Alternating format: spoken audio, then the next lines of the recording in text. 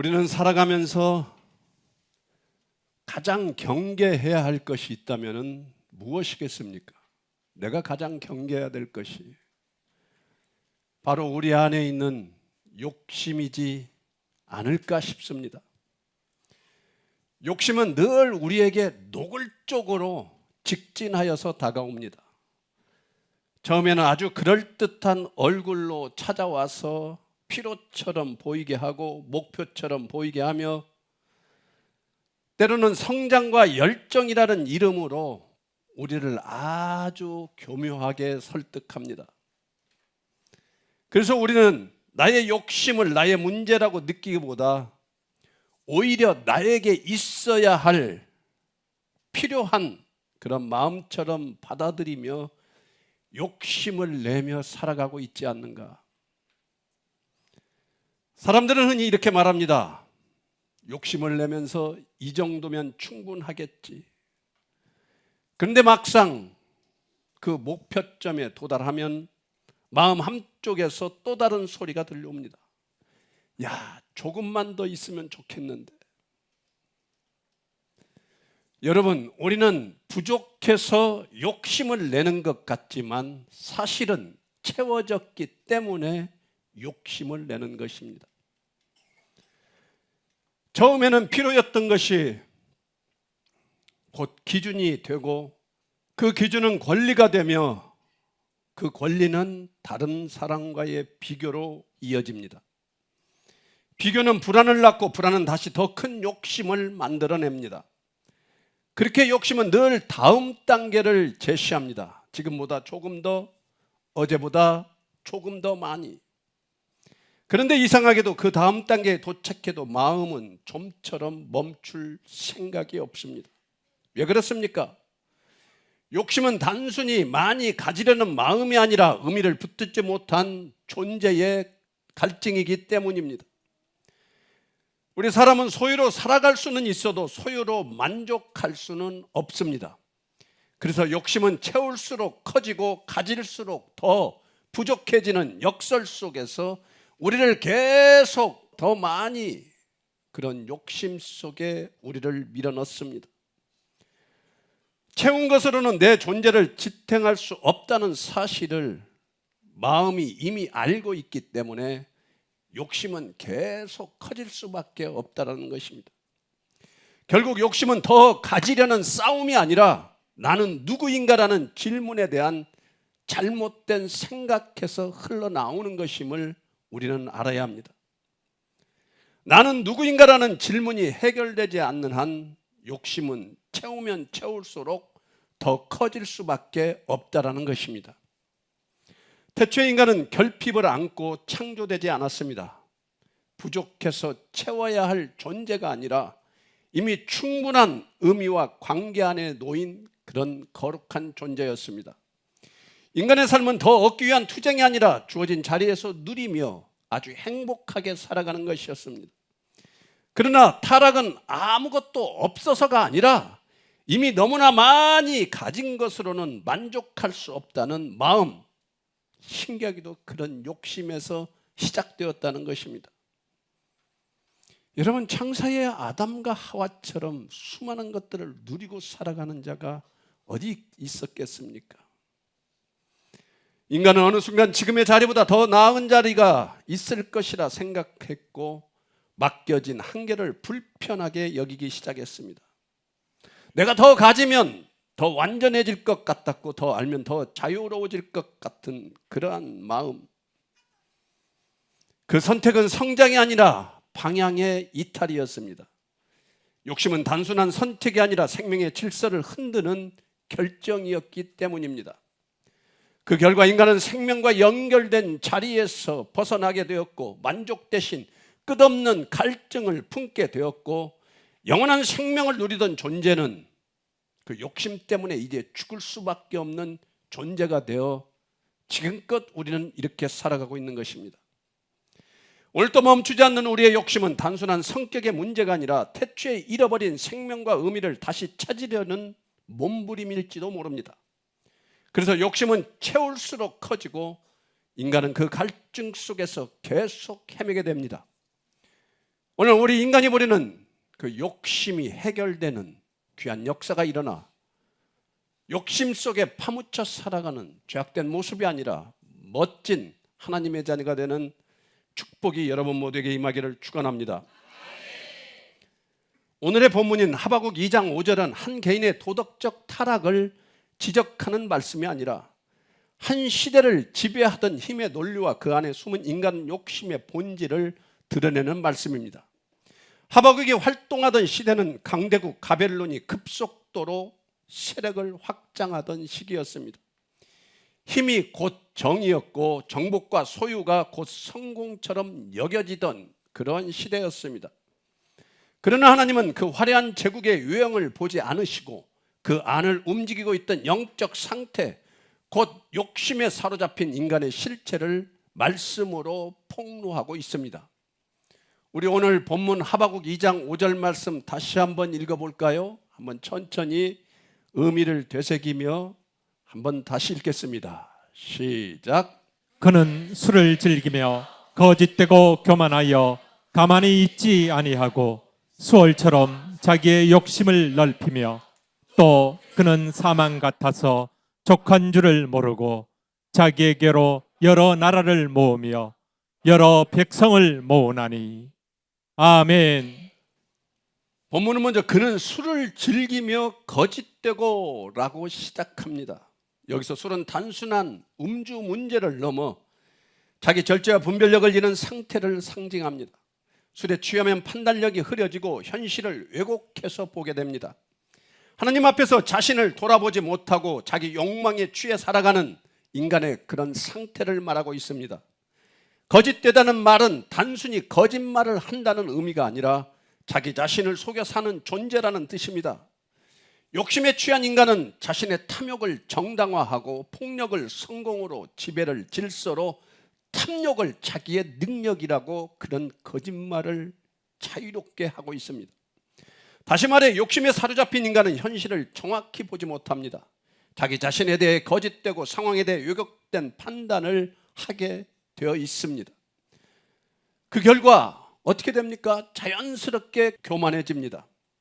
왜냐하면 욕심은 늘 자신을 중심에 두기 때문입니다. 내가 기준이 되고 내가 옳기 때문에 내가 그 욕심을 멈출 필요가 전혀 없습니다. 이렇게 욕심은 언제나 자기 기만을 동반합니다. 이어서 본문은 교만하여 가만히 있지 아니하고 라고 말합니다. 이 말은 단순히 행동이 분주하다는 뜻이 아니라 멈추지 않는 불행의 상태를 가리킵니다. 교만한 자의 특징은 이미 충분한 은혜 가운데 있으면서도 그 자리를 되게 불편해합니다. 은혜를 입으면 입을수록 더 감사해야 되는데 은혜를 주면 오히려 더 불편해하는 우리의 모습들, 지금의 상태를 못마땅해 하며 입술로 끊임없이 불만을 토해냅니다. 가만히 있지 아니한다는 것은 영적 불안정, 존재의 상실을 의미합니다. 결국 교만한 사람은 하나님이 주신 자리에서 이것이면 충분합니다 라고 말하지 못하고 늘 아직 나는 더 필요합니다, 더 많이 주세요, 더 편한 것, 더 나의 영광을 나타낼 수 있는 것, 이런 걸 달라고 하며 불평하며 스스로를 불만의 굴레 가운데 가두게 되어 있습니다. 그리고 본문은 욕심의 본질을 매우 강렬한 이미지로 설명하는데 이렇게 말합니다. 수월처럼 자기의 욕심을 넓히며, 수월처럼 자기의 욕심을 넓히며. 수월은 모든 것을 삼키되 결코 채워지지 않는 죽음의 영역입니다. 하나님은 욕심을 바로 이 수월에 비유하십니다. 이는 욕심이 결코 만족을 주는 대상이 아니라 끝없이 삼키는 구조라는 뜻입니다. 더 가지면 만족할 것 같지만 더 얻을수록 더 공허해지고 더 움켜질수록 오히려 더 부족해집니다. 욕심이 채워지는 순간 곧바로 채워질 수 없는 더 큰 구멍으로 변해버린다는 것입니다.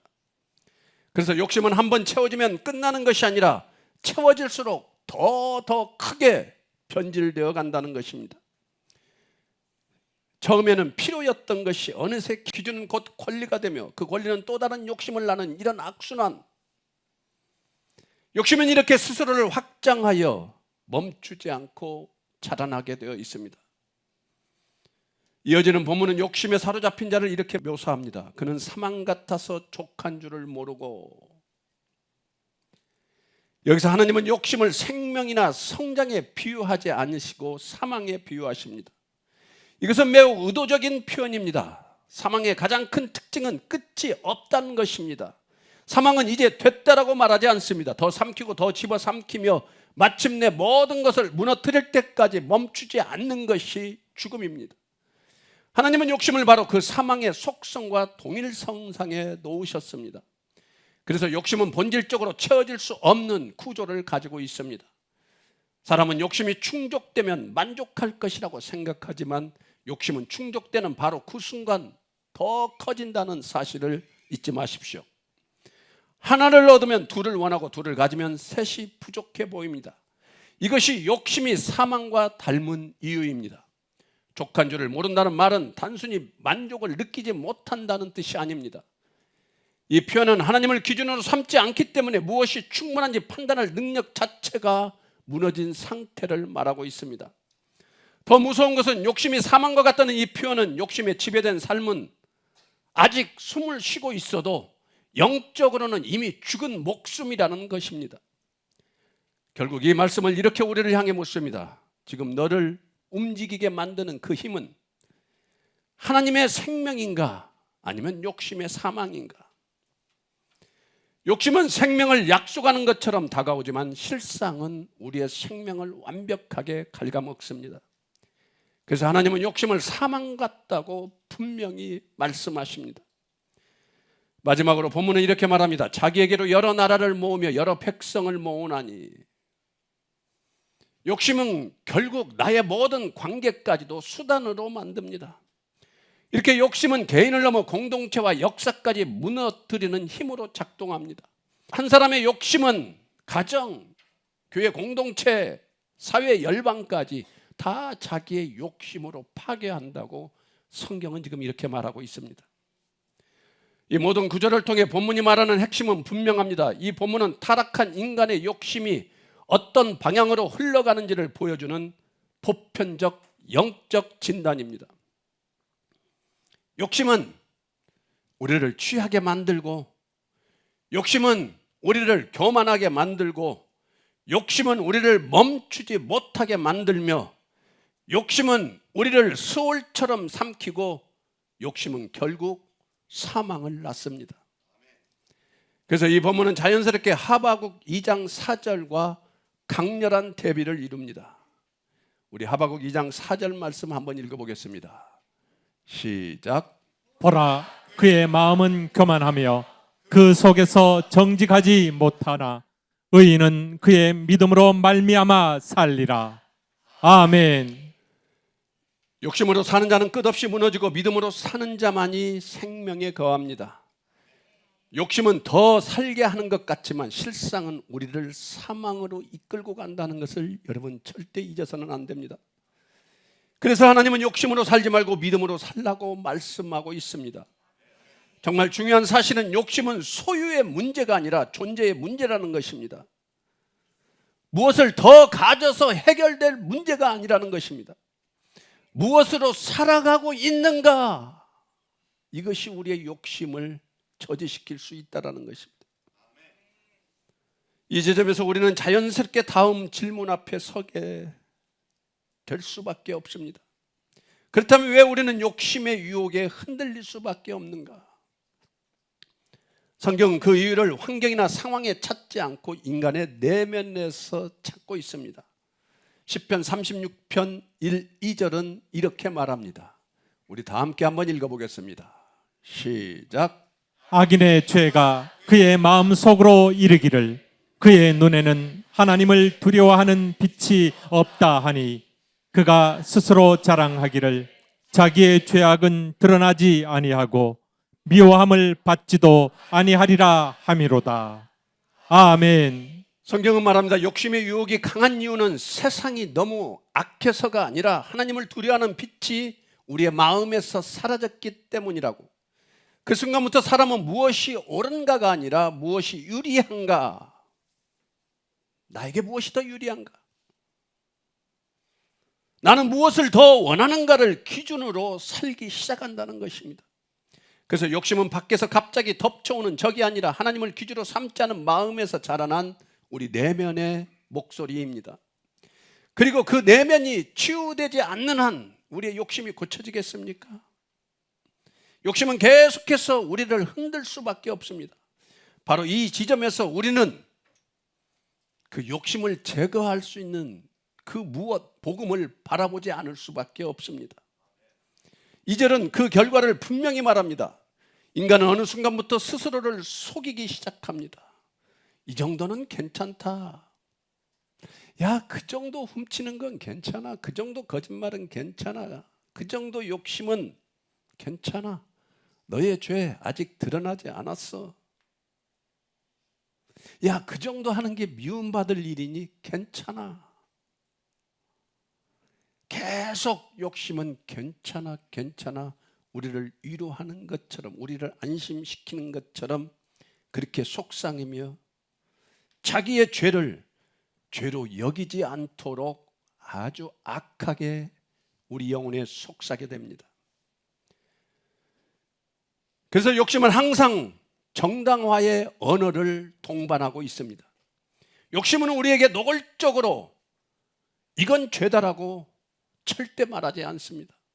대신 합리적인 거야. 그건 당연한 권리야. 남들도 다 그렇게 산다고 속삭여주고 있습니다. 이것이 우리가 욕심의 유혹에 흔들 수밖에 없는 이유입니다. 욕심은 밖에서 갑자기 덮치는 적이 아니라는 것입니다.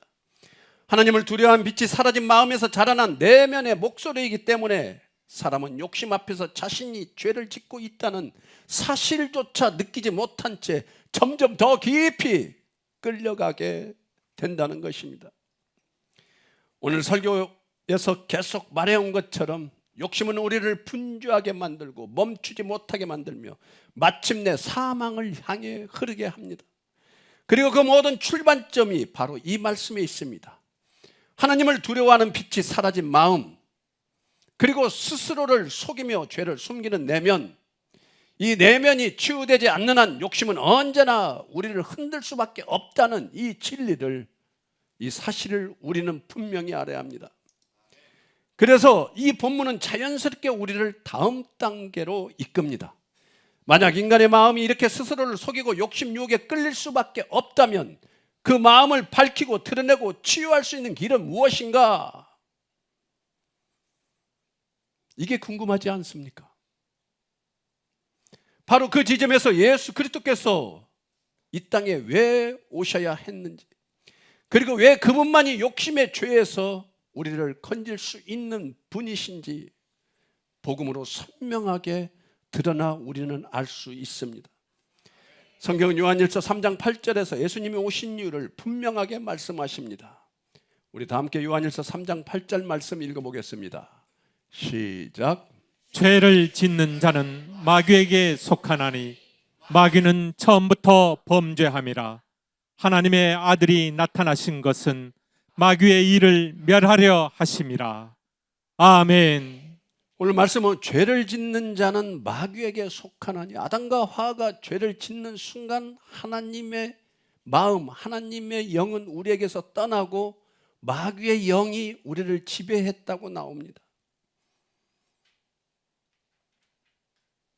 그렇게 마귀는 어떠한 영으로 우리의 영에 존재하며 우리의 영혼을 다스리며 그 영혼은 우리의 몸을 통해 욕심을 나타내도록 그렇게 속삭이고 있는 것입니다. 이 말씀은 욕심의 문제를 단순히 인간의 약점이나 성향만으로 설명하지 않습니다. 욕심 뒤에는 인간을 하나님에게서 떼어놓고 끝없이 더 가지게 하며 족한 줄 모르고 사망을 향해 달려가게 하는 영적 배후 마귀가 있다고 분명히 말하고 있습니다. 마귀는 처음부터 하나님을 떠나게 만들었고 지금도 인간의 욕심을 자극하여 더 가져라, 아직 부족하다, 이 정도는 괜찮다고 자꾸 우리에게 속삭입니다. 그래서 욕심은 점점 더 커지고 사람은 멈추지 못하며 결국 사망의 방향으로 끌려가게 되어 있습니다. 그러나 성경은 절망으로 끝나지 않습니다. 하나님은 우리에게 욕심을 잘 다스리라고 말씀하시기 전에 그 욕심을 부추기는 마귀의 일을 멸하시기 위해 예수 그리스도를 이 땅에 보내주셨습니다.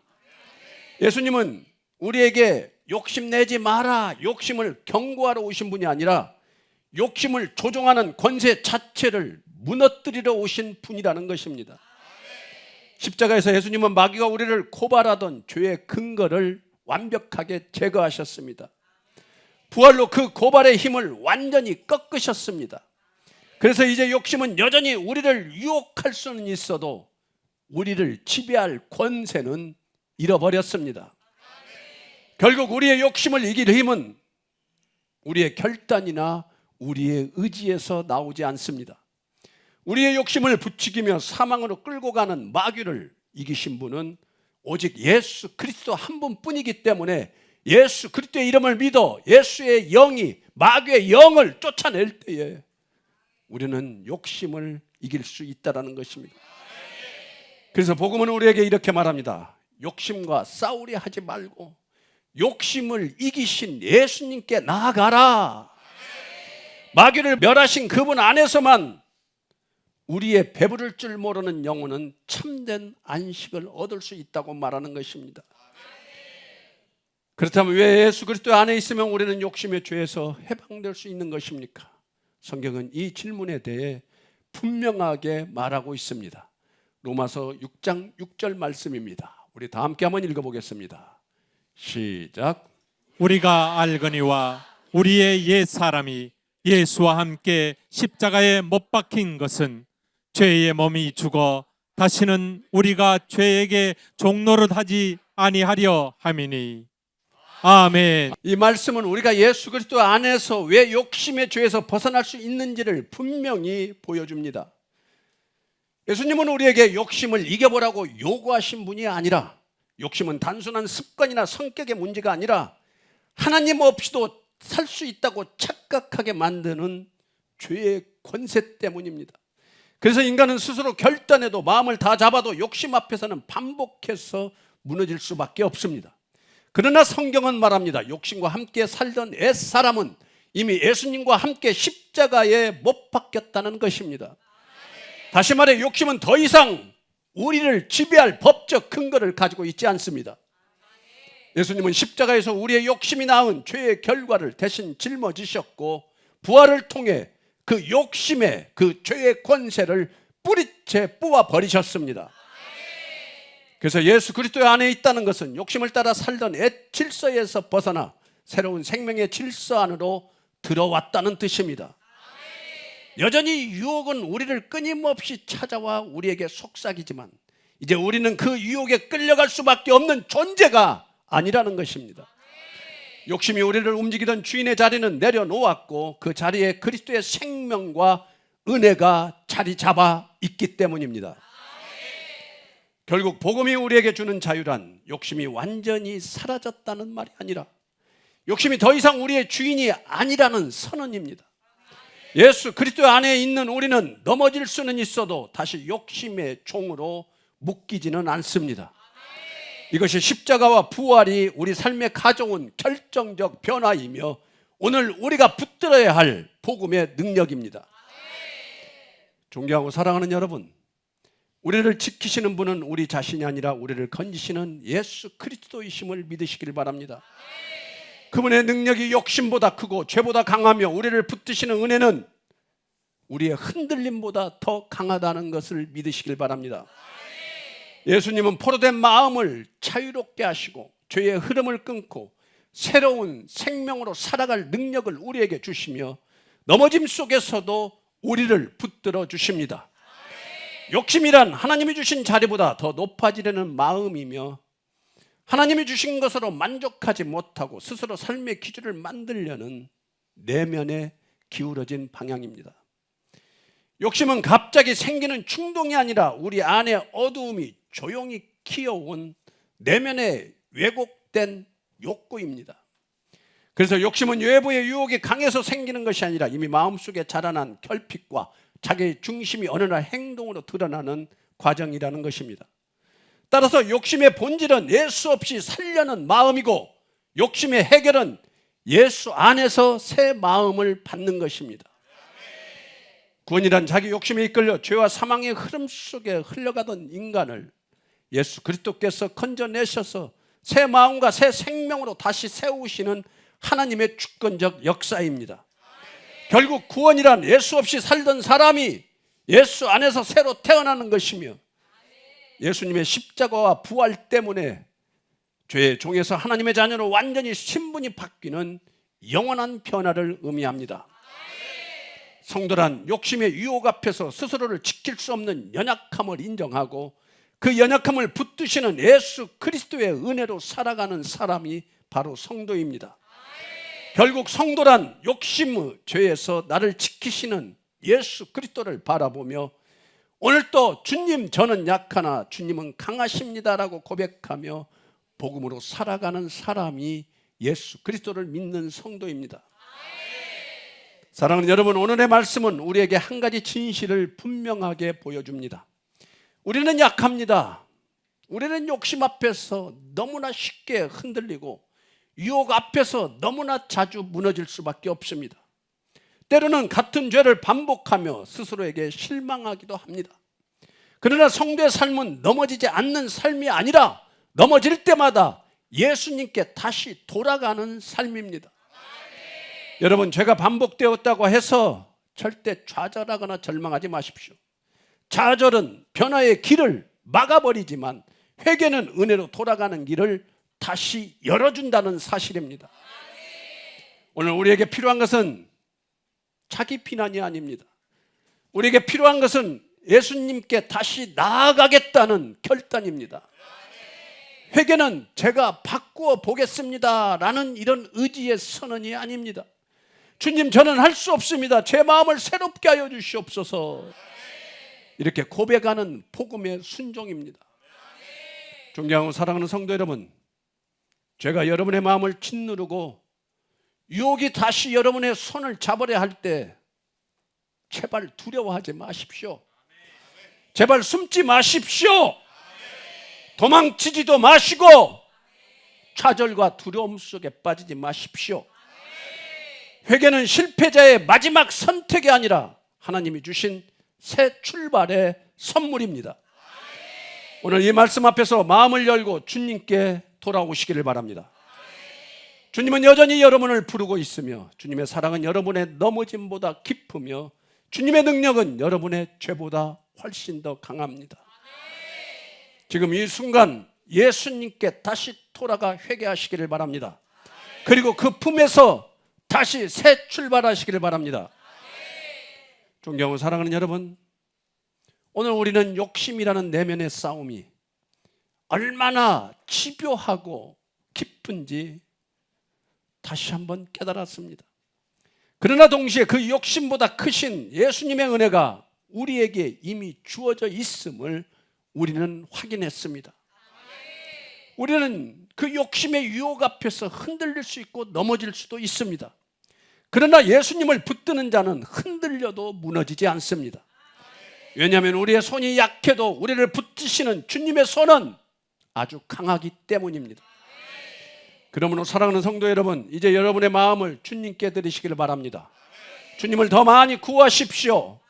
여러분의 연약함보다, 여러분의 실패보다, 여러분의 넘어짐보다 더 크신 예수 그리스도의 은혜를 바라볼 때에 연약한 우리는 예수 그리스도의 이름으로 다시 일어설 수 있습니다. 그래서 우리의 살 길은 단 한 가지입니다. 주님, 저는 할 수 없습니다. 그러나 주님은 하실 수 있사오니 내 안에 들어오셔서 나를 다스려 달라고. 이 고백 하나가 여러분의 삶을 다시 세우는 거룩한 힘이 될 것입니다. 이제 이 시간 여러분의 삶을 향해 축복을 선포합니다. 주 예수 그리스도의 은혜가 여러분의 마음을 새롭게 하고 어둠 속의 유혹에서 건져내며 내일을 견디게 하는 힘이 되기를 축복합니다. 주님의 사랑이 여러분의 상처를 덮고 주님의 생명이 여러분의 절망을 몰아내며 주님의 능력이 여러분의 약함을 넘어서는 승리를 여러분의 인생과 영혼 가운데 주시기를 축복합니다. 여러분의 삶이 더 이상 욕심의 방향이 아니라 예수님의 음성을 따라 걷는 인생이 되기를 간절히 바랍니다. 여러분의 내일이 여러분의 결단과 다짐이 아니라 예수님의 은혜로 이어지는 새로운 생명의 발걸음이 되기를 진심으로 축복합니다. 말씀을 마치겠습니다. 존경하고 사랑하는 여러분, 죄와 욕심이 여러분을 붙잡으려고 할 때 절대 두려워하지 마십시오. 좌절하지 마십시오.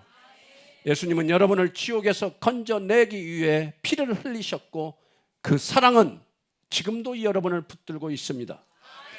그러므로 여러분에게 간절히 피가 마르도록 목이 터지라 외치고 싶습니다. 오직 예수님을 믿으십시오. 예수 믿으십시오. 다른 길은 절대 없습니다. 예수 그리스도를 믿으면 우리는 살게 되어 있습니다. 예수님을 믿으면 우리는 죄에서 자유합니다. 예수님께 돌아오면 우리는 영원히 살 수 있는 구원이 우리 앞에 주어집니다. 오직 예수 그리스도를 믿어 지옥에 가지 말고 예수님 안에서 영원한 생명을 얻으시길 바랍니다. 그분이 지금 여러분들을 부르고 계십니다. 여러분의 평생의 삶이 어떠한 계절을 지나더라도 하나님 아버지의 손바닥 위에서 흔들림 없이 보호받는 삶이 되기를 간절히 축복합니다. 여러분의 앞날에는 사람이 열 수 없는 문을 열어주시는 주님의 은혜가 흐르고 여러분의 걸음에는 세상이 줄 수 없는 담대함과 순결한 소망이 깃들기를 축복합니다. 이러한 축복과 은혜가 여러분의 나날 속에 차고 넘치며 그 삶의 자리에서 하늘의 뜻을 이루는 기쁨이 가득할 것을 우리 주 예수 그리스도의 이름으로 선포하고 축원합니다. 축원합니다. 축원합니다. 다 함께 기도하겠습니다. 하나님, 오늘 말씀을 통하여 우리 안에 그 죄성이 나를 욕심으로 유혹하며 채워지지 않는 그 욕심으로 말미암아 결국 나를 사망으로 이끈다는 이 욕심의 앞에서 욕심을 다스릴 수 있는 단 한 가지, 욕심보다 더 크고 위대한 예수 그리스도의 마음이며 그 예수 그리스도께서 우리를 위하여 죽으시고 부활하사 이제 예수 그리스도의 이름을 믿기만 하면 성령이 우리 안에 들어오셔서 나를 그 욕심의 죄악 가운데서 해방시킨다는 너무나 단조로운 이 복음 앞에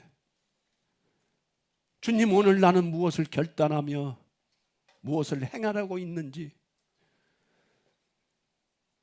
주님 아직도 그 욕심이 무엇이며 예수 그리스도는 누구인지 잘 모른다면 오늘 우리의 영혼 가운데 성령님 찾아가 주셔서 우리의 죄악을 다 해결하여 주신 예수 그리스도의 능력이 임하게 하여 주셔서 예수 그리스도 외에는 어떠한 소망도 없음을 알고 주님께 나아가는 거룩한 축복이 우리 모두에게 임하게 하여 주시옵소서.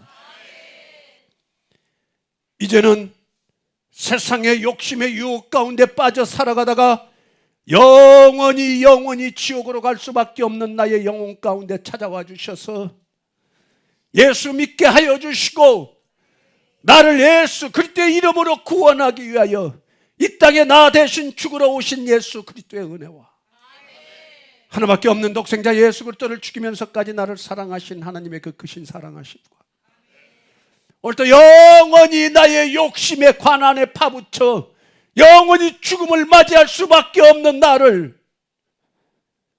나의 영혼 가운데 찾아와 주셔서 예수님만이 소망이며 마귀가 지는 욕심 가운데서 벗어날 수 있는 길은 오직 나를 사랑하사 나를 위하여 십자가에서 죽으시고 부활하신 예수 그리스도밖에 없음을 알게 하여 주시고 예수 그리스도를 믿는 믿음밖에 소망이 없음을 속삭여 주시는 성령님의 교통감화 인도하심이 오늘 또 예수 그리스도를 믿는 믿음이 무엇인지 알게 하여 주시고 예수 그리스도의 소망이 무엇인지 알게 하여 주셔서 욕심 가운데서 벗어나는 길은 오직 나를 위하여 죽으시고 부활하신 예수 그리스도를 믿는 믿음이라는 것을 믿고 결단하며 이제는 예수님의 어떤 소망이 없음을 알고 주님만을 위하여 살아가기노라고 결단하며 나아가는 여기 모인 한 영혼 이들의 영혼 가운데 우리 주 예수 그리스도의 영광과 위엄과 권력과 권세와 축복이 영원 전부터 이제와